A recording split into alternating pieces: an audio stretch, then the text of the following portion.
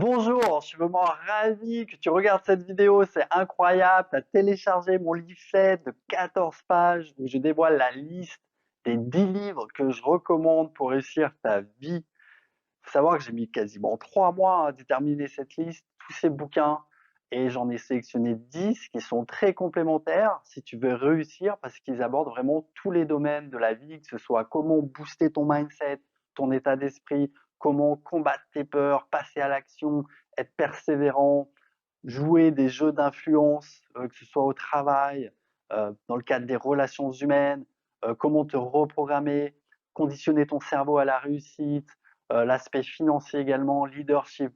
Bref, j'ai vraiment mis tous mes efforts et ça me réchauffe le cœur vraiment que je puisse partager ça avec toi. Tu peux déjà lire tous les résumés et l'idée de cette vidéo, c'était de me connecter avec toi encore plus pour te donner les clés par rapport à mon propre filtre, ma propre interprétation que ces livres m'ont apporté et que je peux te restituer en vidéo. Et bien sûr, n'hésite pas à m'envoyer des messages, à me faire des commentaires, etc.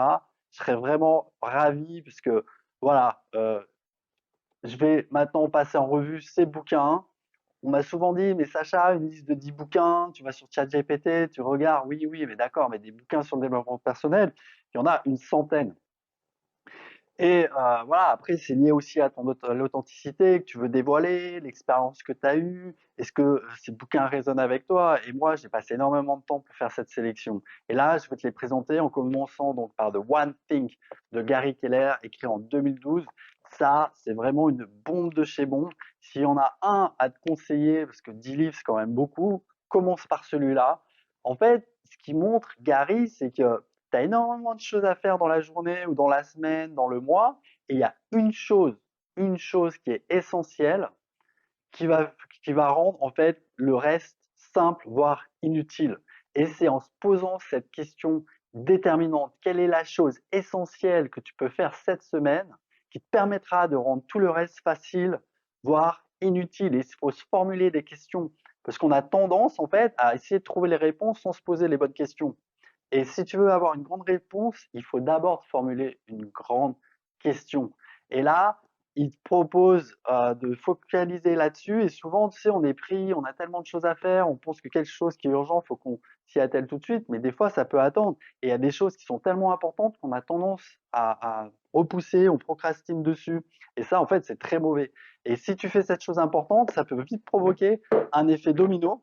Donc, le domino il tombe, ça fait tomber le domino suivant, etc. Et le domino suivant peut être 50% de la taille de ce premier domino. Donc, identifie vraiment cette question essentielle. Et après, il parcourt vraiment d'autres principes pour parvenir au succès. Euh, je peux t'en donner. Donc, c'est les mensonges, par exemple, qu'on nous ressasse à longueur de journée, que tout a la même importance. Non, il y a des choses vraiment à prioriser, que voir grand, c'est mal. Et j'en traiterai dans un autre bouquin. Non, il faut se projeter en grand. Si tu vois grand, tu deviendras grand. Il faut programmer son esprit là-dessus. Plein de principes, comment être plus productif, comment mieux gérer son temps, quels engagements avoir une attitude déterminée. Donc, entreprenante, ça suffit pas. Il faut passer d'une attitude entreprenante à une attitude déterminée. Il y a des voleurs de rêves, des voleurs de succès. Donc, c'est par exemple un environnement toxique, c'est l'incapacité de dire non. Ça peut être d'être en pas avoir la forme, donc le manque d'énergie, l'énergie, mais c'est essentiel. Il faut avoir la patate, la banane. Ok, ça, je pourrais le couvrir plus tard également. Et pour, en fait, aboutir au voyage ultime vers le succès, il a interviewé une infirmière, donc une personne qui accompagnait des personnes âgées donc, dans les derniers moments de la vie. Et ce qui ressortait, c'est que les personnes avaient des regrets. Donc, vis ta vie pour ne pas avoir de regrets. Fais en sorte également que si tu veux changer le monde extérieur, il faut d'abord changer son intérieur. Et que le succès, c'est un chemin progressif, avec un premier pas. Et ensuite, il faut être productif, focaliser sur l'essentiel et faire tomber ce premier domino. Et le premier domino, c'est, je te laisse le découvrir dans le livre, ce magnifique livre. Donc, The One Thing, Gary Keller. Ensuite, j'ai La magie de voir grand, David Schwartz, sur le mindset. Ça, c'est également une bombe. La magie de voir grand, c'est il faut viser grand. Et en fait, on se rend compte que des fois, on a des petits objectifs et c'est pas plus compliqué en fait d'avoir des grands objectifs parce qu'une fois que tu mets la machine en route, tu les atteins tes objectifs, ok? Donc la réussite, c'est un choix. Il faut y croire, passer à l'action et appliquer les principes qui mènent au succès. Et David Schwartz, dans son bouquin, il nous parle par exemple du pouvoir de la confiance en soi qui peut te propulser vers les sommets, la réussite qui se planifie de manière concrète, l'action pour vaincre sa peur et bâtir sa confiance, essayer de télescoper des images négatives dans ta tête par des images positives. Bref, ce bouquin est vraiment top. Ensuite, on a Réfléchissez et devenir riche. Ça, c'est un monument. C'est la Bible du développement personnel, écrit par Napoléon Hill, où il relate en fait la vie d'Andrew Carnegie, qui était l'homme le plus riche des États-Unis à la fin du 19e siècle, début du 20e siècle. Donc, c'était le géant de l'acier. Et il nous raconte que Andrew Carnegie, il voulait en fait partager son secret, sa formule pour devenir riche, attirer l'abondance, en fait, avant de disparaître, donc dans les derniers moments de sa vie. Et pour ça, il a fait appel à Napoléon Hill, qui était journaliste et qui a passé plus de 20 ans, en fait, à écrire ce bouquin en interviewant, en faisant des recherches sur toutes les personnes qui avaient appliqué le secret d'Andrew Carnegie. Donc, on a par exemple Edison, on a Henry Ford, on a un grand président des États-Unis, un des plus grands, le 32e, donc Theodore Roosevelt. Donc très très bon bouquin et je le place après La magie de voir grand parce que là, il est génial, hein, La magie de voir grand, mais là on va encore beaucoup plus en profondeur, c'est beaucoup de neurosciences, de psychologie, d'autosuggestion. On va même jusqu'au en fait au stimulus sexuel. Parler que les génies, en fait, ceux qui réalisent, ils utilisent le stimulus sexuel, que souvent ils ont une femme ou une copine qui les stimule, et en fait, ils orientent cette puissance de stimulus sexuel qui va les mettre vraiment en super chaud vers quelque chose de créatif qui va faire en sorte qu'ils vont réaliser des choses surprenantes. Bon, bref, ça va très très loin et je te conseille vraiment ce bouquin. Ensuite, on a Comment se faire des amis de Dale Carnegie. Donc, c'est pas le cousin d'Andrew Carnegie. Je crois qu'il a changé de nom en fait. Il s'appelait Carnegie et il a choisi Carnegie. Et comment se faire des amis, c'est pas se dire ah, j'ai pas assez de potes, j'ai pas de potes, JPP. Non, c'est comment en fait dans tes sphères d'influence, que ce soit au travail, à la maison, dans ton cercle social, comment en fait optimiser tes relations humaines. Parce que Dale Carnegie, c'était quelqu'un, un peu le père du développement personnel, et il nous confie le secret des relations humaines à travers 30 principes qui sont décisifs pour améliorer nos relations. Et en fait, il part du principe que notre bonheur, notre succès, notre réputation dépend en grande partie en fait du talent qu'on sait déployer dans les rapports avec nos semblables. Et il nous donne énormément d'astuces. Par exemple, toujours garder le sourire, contrôler sa colère, complimenter, mais honnêtement, sincèrement. Par exemple, si tu vois quelqu'un, tu as vraiment un compliment à le faire, des fois on se retient, on le dit pas, mais dis-le si c'est sincère, authentique. Les gens, ils adorent ça, les compliments. Par contre, si c'est juste pour flatter, mais qu'il n'y a rien derrière, non, abstiens-toi de faire ça. Ensuite, c'est également rendre les autres importants, les appeler par leur nom, ça paraît anodin, mais après tous ces principes, mais bout à bout, tu vas voir, tu vas donner une meilleure image de toi-même, tout le monde va t'aimer. Des fois, tu vas pouvoir faire passer des idées de manière indirecte en faisant croire qu'en fait, c'est cette personne qui a eu l'idée, mais en fait, c'est toi qui l'avais suggéré au début. Ça peut être comment s'extraire de décisions difficiles et tourner une situation d'avance perdue à son avantage. Faire remarquer des erreurs ou défauts de manière détournée et indirecte plutôt que donner des ordres, poser des questions. Tu vois, comme ça, les gens ils se disent, mais oui, oui, en fait, il faut faire comme ça, plutôt qu'être vindicatif et poser des ordres, notamment avec les enfants. Bref, c'est énormément de principes, comment se faire des amis, un incontournable. Ensuite, dans le domaine de la finance, je voulais traiter celui-là, qui est Père riche, Père pauvre,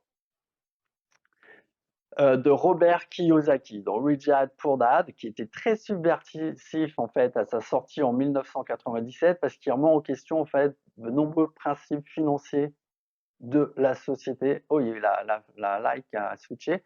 Et il nous explique qu'en fait, il avait deux pères. Un père très instruit, mais qui a fini très pauvre, qui travaillait pour le gouvernement, et un père très riche, qui était en fait le père d'un de ses meilleurs amis, donc pendant son enfance, qui était épicier, qui avait plusieurs commerces et qui réinvestissait constamment son argent, qui faisait en sorte de le dépenser à travers ses entreprises pour payer le moins d'impôts possible, de se payer en premier. Bref, ça, c'est des enseignements, les b.a.-ba de la comptabilité, comment différencier les passifs des actifs, comment gérer en fait ce qu'on appelle la marge brute d'autofinancement, comment faire travailler l'argent pour soi-même plutôt qu'être au service de l'argent. C'est plein d'indices qui sont vraiment bien. C'est pour un peu fuir cette rat race, tu vois, cette foire à l'empoignade, de l'empoignade à toujours courir après l'argent, ce que faisait son père pour eux, parce que même s'il avait de l'argent, en fait, à chaque fois, il dépensait tout ce qu'il avait par mois, donc même s'il était très instruit. Et Robert, il a préféré prendre la voie de son père riche, parce qu'il était toujours pris en tenaille entre ces deux éducations, et ce bouquin, il te permettra de développer ton intelligence financière, voire ton génie financier, prendre les bonnes décisions au jour le jour, de ne pas faire n'importe quoi avec ton argent, vraiment réfléchir, que ce soit dans l'immobilier, même la crypto ou le marché boursier. Voilà, il te donne énormément d'astuces et il te fera économiser énormément d'argent. Et il repousse encore une fois tous ces principes de la société qui, voilà, on va travailler pour toucher un salaire, pour payer ses factures. Et en fait, lui, il remet tout à fait, complètement ce système en question. Donc ça va. Donc déjà, 5 bouquins. Ensuite, on va passer à L'effet cumulé de Darren Hardy, donc qui a été créé en 2010. Darren est l'éditeur d'un magazine à New York, de Success, qui s'appelle Success. Il a interviewé de Richard Branson à Tony Robbins depuis plus de 30 ans. Il a trié, filtré, élagué une multitude d'informations qui diffuse et distille dans son livre en véritable mode d'emploi. Et en fait, il part d'un constat tout simple, c'est que des fois, il y a des petites actions, même qui vont durer 10 minutes par jour, mais par leur constance et dans la durée, en fait, leur effet cumulé va provoquer des conséquences tellement significatives. Et ça peut aller dans les deux sens. Donc, si ça va dans un sens négatif, ça peut amener au désastre. Si ça va dans le sens positif, par exemple, plutôt que fumer une clope, aller courir 10 minutes, si tu fais ça tous les jours, bah, dans 2 ans, 3 ans, tu te sentiras beaucoup plus en forme, tu seras beaucoup mieux dans ta peau et tu auras claqué également beaucoup moins d'argent. Et c'est ce qui nous dévoile dans ce bouquin. Donc vraiment, l'effet cumulé, pour moi, il est un peu comme The One Thing, quoi. C'est vraiment du mindset, du développement personnel, mais avec des auteurs vraiment contemporains. Je dirais, celui-là, il a été écrit en 2010, mais il est toujours à l'ordre du jour. Souvent, ces bouquins, ils sont réédités. Donc c'est vraiment une bombe. Ensuite, on a Avaler le crapaud de Brian Tracy. Ça, c'est vraiment sur la productivité, comment accomplir 2 fois plus de choses en 2 fois moins de temps. Et il nous dévoile 21 principes de mettre la table. Donc, mettre la table pour lui, c'est définir vraiment de manière précise ses objectifs. Et avaler le crapaud, Eat That Frog, c'est vraiment l'action, la tâche la plus significative, un peu comme sur The One Thing, la plus importante. En fait, il faut s'y atteler directement. Tu vois, tu l'identifies la veille et le lendemain, tu commences que par ça. Et tu ouvres surtout pas tes emails, tu regardes même pas ton téléphone, tu fais ça, ça, ça jusqu'à ce que ce soit fini en optimisant ces temps de prime time parce que souvent, par exemple, tu vas travailler super bien de 7h à 11h le matin. Et voilà, il faut tuer ces tâches le plus rapidement possible avant de passer à des tâches d'ordre, voilà, que tu dois faire, mais c'est pas si urgent. Et tu verras qu'après, ce qui prône toujours Brian Tracy, en fait, même dans ses vidéos, c'est tu secrètes de l'endorphine. Et l'endorphine, c'est quand tu as accompli une action, tu la sécrètes, et c'est vraiment l'hormone que sécrète naturellement ton cerveau du bonheur. Ça te rend heureux. Tu as accompli une tâche, tu as envie d'en accomplir une autre, et tu vas continuer sur ta lancée, et tu vas devenir aussi marrant, tu vas vouloir faire des vannes, ça développe vachement le sens de l'humour. Et il nous dévoile donc à travers ces 21 principes, c'est uniquement 140 pages ce bouquin. Donc tu peux vraiment, moi je sais que je les ai appris par cœur, je les applique, et de faire en sorte qu'ils s'ancrent vraiment dans mon esprit et que ça devienne une seconde nature. Et si tu fais ça, je peux te dire, Brian Tracy, je pense il a plus de 70 ans, il a une expérience de malade. Ce bouquin, Avaler le crapaud, pour moi, c'est son best-seller. Je crois qu'il a écrit plus de 70 bouquins. Il écrivait un bouquin tous les 3 mois, Brian Tracy. Ensuite, Anthony Robbins, le grand Anthony Robbins, j'ai choisi celui-ci, Progresser à pas de géant. Pourquoi progresser à pas de géant? Parce que c'est un condensé, toutes les techniques, méthodes de Tony Robbins. En fait, ce qu'est Tony Robbins, ce qu'il est devenu, en fait, c'est ce bouquin, c'est tout ce qu'il a mis en place. Et là, ça ira un peu plus loin, parce que tu as des bouquins, tu fais péter tes croyances limitantes, tu fais voler en éclats tes freins, etc. Et là, il te propose de te reconditionner en qui tu veux être. Parce que voilà, on pouvait être quelqu'un il y a 10 ans, moi, la personne que j'étais il y a 20 ans, 10 ans, je suis plus la même personne, tu vois, on évolue. Là, j'ai 49 ans aujourd'hui. Moi, mon but aujourd'hui, c'est de transmettre mes connaissances et je peux aider les autres. Tu vois, et par exemple, tous ces bouquins, il y en a pour certains que j'ai lus il y a moins de 5 ans. Voilà, j'aurais bien aimé qu'on me les conseille avant. Donc moi, je me dois de les partager avec toi, de te sensibiliser là-dessus à la lecture. Tu vois, donc celui-là, Anthony Robbins, c'est 355 pages, donc une page par jour, un principe par jour, et c'est une bombe. Ensuite, je voulais couvrir celui-là, influence et manipulation, parce qu'il couvre en fait des principes par rapport, tu sais, à tout ce qui est marketing, vente, euh, où on a l'impression on est allé dans un magasin, on a été face à un vendeur, il nous a vendu un truc, on s'est fait, mais en fait, je me suis fait avoir, ou il a utilisé des techniques, et des fois, on n'arrive pas à les déceler. Et Robert, dans son livre, il nous apprend en fait à savoir comment dire non par rapport à certaines techniques. Donc, il y a la réciprocité. C'est par exemple, on va t'offrir un cadeau. Moi, par exemple, là, je t'offre un cadeau. Est-ce que c'est pas pour te dire, ah, il est super sympa, Sacha R, il m'offre un cadeau. Est-ce que c'est pas pour me vendre quelque chose derrière? Bah, peut-être. Mais moi, ce que je veux, c'est que ce soit bienveillant. Mais voilà, tu vois, on te propose par exemple le principe de la réciprocité, c'est ça. Tu vas te sentir redevable quand tu vas faire quelque chose. Ou par exemple, on va te faire la technique des contrastes. On va te proposer quelque chose à 1000 euros. Ah non, non, c'est trop cher, on va essayer de te convaincre. On dit, bon, bah alors, prends mon truc à 200 euros alors. Bon, allez, ça va, il m'a aidé, il m'a offert un cadeau. Voilà, donc c'est pouvoir déceler en pleine conscience, en fait, toutes ces techniques de vente, de manipulation, même par rapport aux politiques, qui souvent nous contrôlent avec leurs médias, etc., comme la preuve sociale, qui a la tendance à se conformer aux actions ou aux croyances du plus grand nombre, avec l'idée que si la majorité adopte cette attitude, c'est forcément ce qu'il faut faire. Donc, et après, on se rend compte que c'est des clics, des comportements automatiques. Après, si par exemple, tu es habitué à faire quelque chose dans un souci de cohérence, bah, tu vas continuer. Tu t'es engagé pour une cause, bah, après on va te dire, mais en fait c'était débile, bah, tu vas quand même continuer pour rester cohérent avec toi-même. Et il t'explique comment en fait contrecarrer en fait toutes ces techniques. Après, tu as le principe de l'autorité. Donc si quelqu'un est bien habillé, dans l'uniforme adéquat, ou quelqu'un, même une nana qui est plutôt, tu vois, bien collée, elle va essayer de te persuader, donc tu vas tomber un peu dans le piège, etc. Donc vraiment super bouquin. Et parmi les 10 bouquins, je voulais vraiment le citer. Et ensuite finir avec premier bol de bouillon de poulet pour l'âme de l'énorme Jack Canfield, qui est depuis plus de 30 ans, pareil, un mentor du développement personnel qui habite à Santa Barbara. Et en fait, c'est un recueil d'histoires, de récits de personnes. Tu as par exemple Mère Teresa. Et ce que j'adore sur ce bouquin, et je voulais finir par celui-là, parce qu'on a vu quand même plein d'aspects différents du développement personnel, ça te donne un supplément d'âme, de la gratitude, de l'amour. En fait, souvent même tu lis ces histoires, ça te donne des larmes aux yeux. Et en fait, il faut même pas trop en lire par jour, tu en lis 3-4 par jour, et ça va soulever ton âme. Ça va te rendre, voilà, par rapport au rapport avec autrui, faire preuve de gratitude, de résilience, ça va t'inspirer. Euh, voilà, trouver la paix, cultiver le bien-être. euh, tu vas être beaucoup plus tolérant, beaucoup plus disponible avec tes proches, focalisé également sur l'essentiel. Et c'est vraiment des grandes leçons de vie qui nourrissent et élèvent l'esprit, apaisent et guérissent l'âme, apaisent et guérissent l'âme et réchauffent le cœur.